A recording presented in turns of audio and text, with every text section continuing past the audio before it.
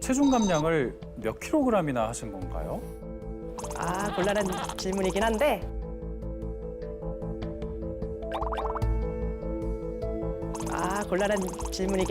네. 제가 30kg 했습니다.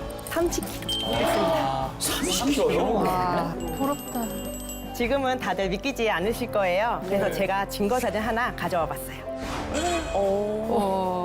와. 아, 애기. 근데 어쩌다가 저렇게 몸이 아예 다르신 그러니까 다른 와, 다른 사람 사람 같아요. 아니세요? 네.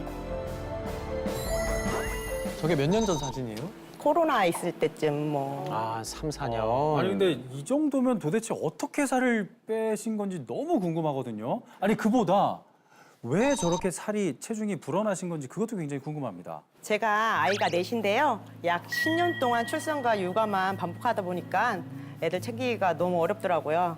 그리고 거의 밀가루랑 인스턴트만 먹고 살다시피 해가지고요.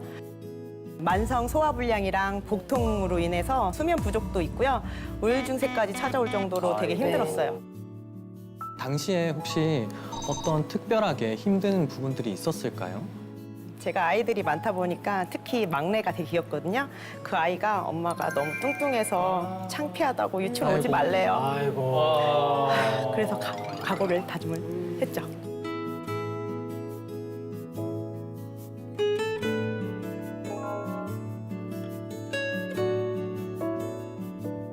근데 이 정도면 사실 분명히 다이어트도 수십 번, 여러 번 이렇게 시도하셨을 텐데 도대체 어떻게 이렇게 180도 변하시게 된 거예요?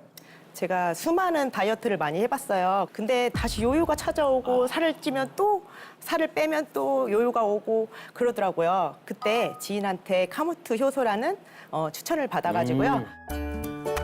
정말 지푸라기도 잡는 심정으로 제가 한번 도전해봤는데요. 네. 처음에는 속이 좀 편하고요. 아. 그리고 어느 순간 살도 조금씩 빠지더라고요. 네. 저도 카무트 효소라는 걸 좀 진짜 챙길 걸 하는 후회가 되고요. 너무 네. 부럽습니다.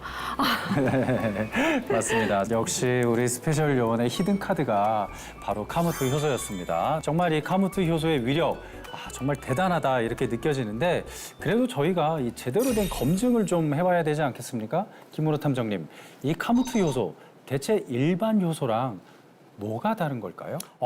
카무트 효소 일단 일반 효소랑 완전히 달라요. 아 그래요? 카무트 효소는 카무트 단일 종자로 만든 천연 발효 효소거든요. 네. 이게 왜 중요한지 스페셜 용 혹시 알고 계셨어요? 실은 들어보긴 했는데 사실 잘 모르겠어요. 네, 아마 이제 의뢰인분들처럼 대략 들어보긴 했지만 잘 모르는 분들이 많을 텐데요. 다양한 곡물로 만든 효소들이 요즘 많잖아요. 근데 각 곡물마다 발효점이 다르기 때문에 한 번에 다 같이 발효를 하면 영양소를 그대로 담기가 굉장히 어렵다고 합니다.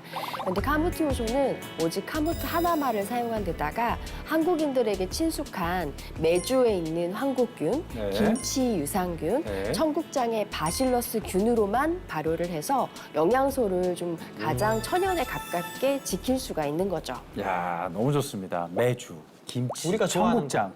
이건 뭐 거의 한국인이라면 뭐 속이 불편할 수가 없는 예? 한국인에게 최적화된 그런 균들인 거잖아요. 아까 소화불량으로 인해서 우리 음식물이 몸속에 쌓이면 우리 몸에는 어떤 일이 일어난다고 했었죠? 몸에 독소를 맞아요. 만들어요. 독소. 네, 맞습니다. 이제 독소가 계속 쌓여서 지방이랑 얽히면 이게 바로 내장 지방으로 이어지고 이 내장 지방들은 여러 가지 염증을 일으키기 때문에 과다해지면 이상지질 혈증, 당뇨병을 비롯해서 돌연사의 원인인 심혈관 질환에 노출될 가능성도 상당히 높아집니다. 그런데 이때 카무트 효소와 같은 소화 효소를 잘 섭취하면 또 소화를 워낙 편하게 해서 독소의 배출을 촉진시키기 때문에 소화 불량은 물론 비만을 좀 개선하고 장 건강을 개선하는 데 도움을 받으실 수 있습니다.